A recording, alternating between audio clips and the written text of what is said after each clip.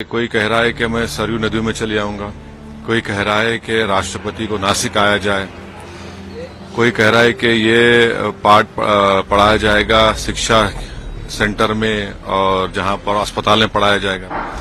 तो आप तो नरेंद्र मोदी की राह पर चल रहे हैं, जो वो कर रहे हैं आप वही करना चाह रहे हैं। तो आप में बीजेपी आरएसएस में क्या फर्क रहा है? तो मैं फिर से कह रहा हूं कि इस देश में मेजॉरिटी कम्युनिटी के वोट को कैसे हासिल किया जाए, उसका कॉम्पिटिटिव हिंदुत्व हो रहा है।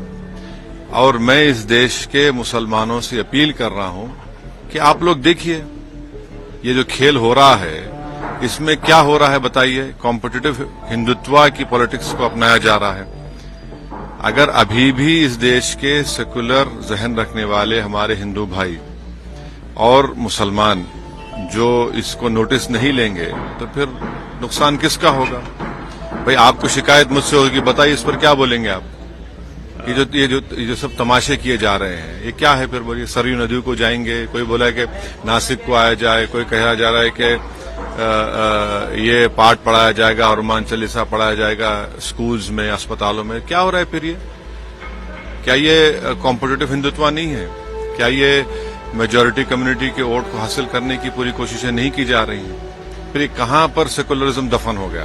सर, अभी राम मंदिर के दर्शन के मसले पे भी कांग्रेस पार्टी के लोग मकर संक्रांति पे दर्शन करके आए गए। 22 तारीख को नहीं जाएंगे मकर संक्रांति तो, लेकिन लोग दर्शन करके आए।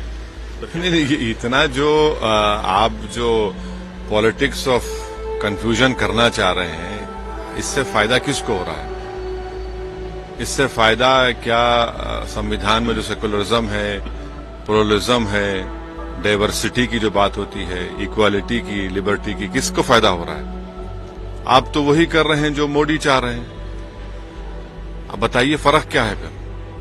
यही तो हमारी शिकायत रही है, यही तो हम लड़ रहे हैं और इसीलिए हम पर इल्जाम लगा दिया जाता है।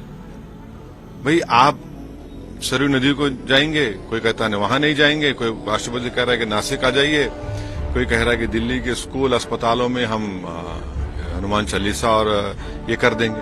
तो फिर फर्क क्या बचा है आप में?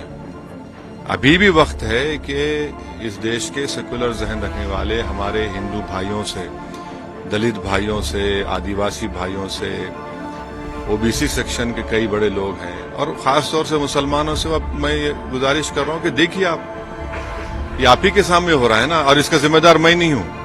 सर, राहुल गांधी एक नई यात्रा शुरू कर रहे हैं। चलिए वो निकले हैं तो अब देखिए क्या होता है। तेलंगाना में सरकार बना ली, तेलंगाना भी यात्रा करके गए थे।